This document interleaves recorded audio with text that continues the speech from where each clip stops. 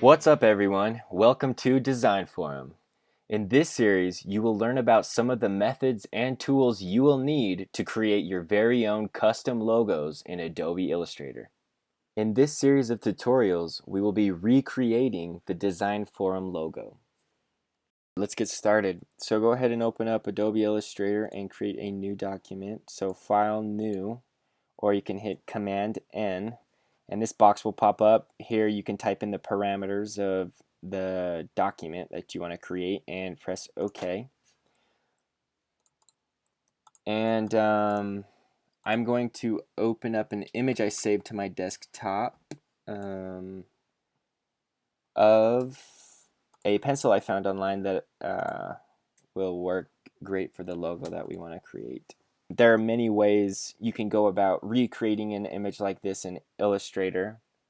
If you want to do it from scratch, which is what we are going to be doing, I think the best thing to do is divide your image up into shapes and start there.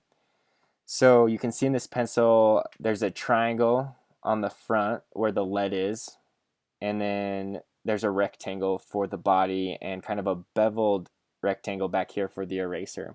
So let's start with those basic shapes. Over here in your tool panel, you have a shapes tool.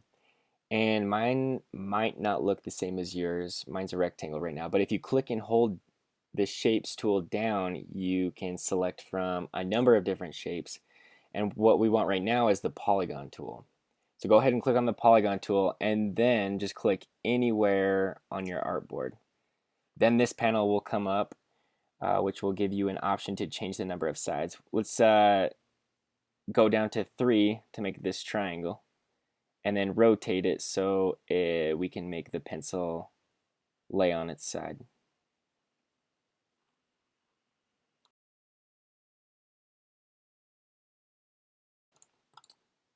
And let's go ahead and switch the fill and the stroke so it has no fill, and we can come over here to our stroke option and boost that up a little bit. Also, you can see up here on our image the corners are more rounded instead, as comparison to down here, they're more pointed. So if we select our object and we go over to the stroke panel again, we can click on round cap as well as round joint, and that will round out the edges. From here, let's click on our direct selection tool, or we can click A on the keyboard and select these two vertices. And then we can use the arrow key on our keyboard to move them across our artboard and stretch out this triangle a little bit to where we think is best. And I think that will work for right now. And then from here, let's go on and make the body of the pencil. Now to do that, I'm going to want to connect the body to the tip of the pencil. So let's click on our rectangle tool, but we're going to want to create it and snap it to these corners, these bottom corners of this triangle. To do that, we're going to have to turn on our smart guides. So go to View and click on Smart Guides. A quick way to do that is Command U. So now you can see as we're moving across our artboard, these lines are going to be popping up everywhere, these pink lines that are going to be helping us direct our mouse to where things will be lining up, and it'll help us snap onto points, which is what we want right now.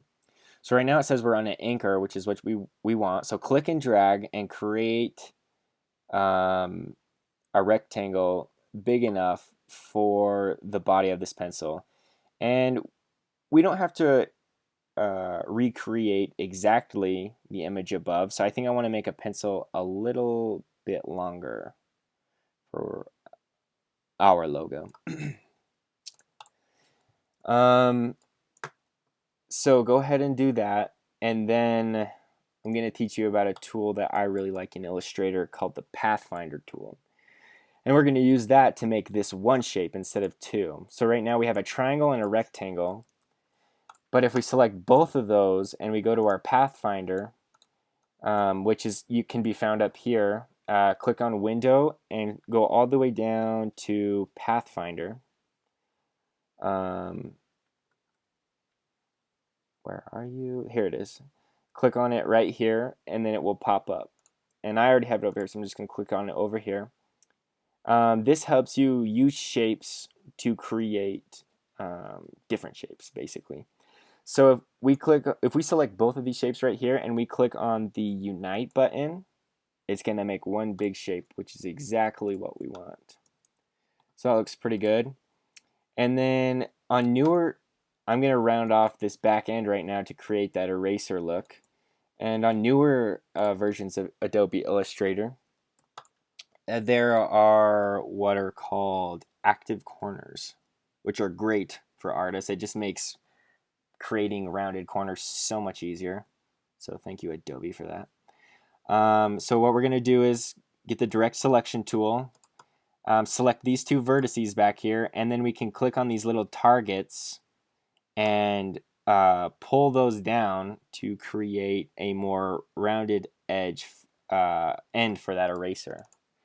And I think we need to decide how round we want to make that. Completely round or more like that. And I think that is probably what I want.